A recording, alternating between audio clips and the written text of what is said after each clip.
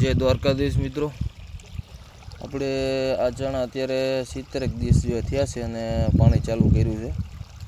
કેટલા ટાઈમથી પાણી પાયું નહોતું, ફૂલ કરુંડાઈ ગયા છે. હવે આમાં ચણામાં આપણે શું માવજત કરવી એ સાંભળીએ. જો થોડી ઘણી મારી સમજણ બુદ્ધિ પ્રમાણે માહિતી આપું તમને. તો અત્યારે આમાં ચણામાં ખાસ છે ને એમિનો એસિડની જરૂર હોય.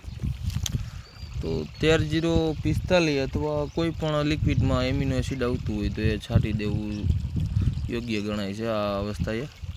એટલે દાણો આપણો ક્વોલિટીવાળો અને સારો બંધાય. જે આ ફૂલ ફાલ છે અને તમે આની ચણાની સિરીઝ જોઈ શકો છો કે કઈ રીતે બંધાણી છે. આપણે આમાં 052-36નો અને બધી વોટર સોલ્યુબર ખાતરના સ્પ્રે કરેલા છે, એ માહિતી આપણે આપેલી છે. અત્યારે હવે આ જે પાણી હાલે છે ને, આ પાણી પાઈને આપણે એમિનો એસિડનો 13-0-45 અથવા તો કોઈ લિક્વિડ મળે સારું કંપનીનું, તો એ કંપનીનું આપણે લિક્વિડ છાંટવાનું છે.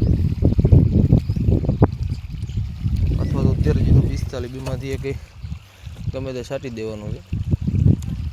બોરેન કેલ્શિયમ છે ને અત્યારે હવે થોડુંક લેટ થઈ જાય, એટલે બોરેનને હવે ભૂલી જવાનું આપણે અને એમિનો એસિડ ઉપર થોડીક છાંટ રાખી દેવાની. પછી 80-85 દિવસના થાય ને ત્યારે આપણે 0-0-50ના 2 છંટકાવ ત્યાર પછી કરી દેવાના, એટલે દાણો બરાબર થઈ જાય.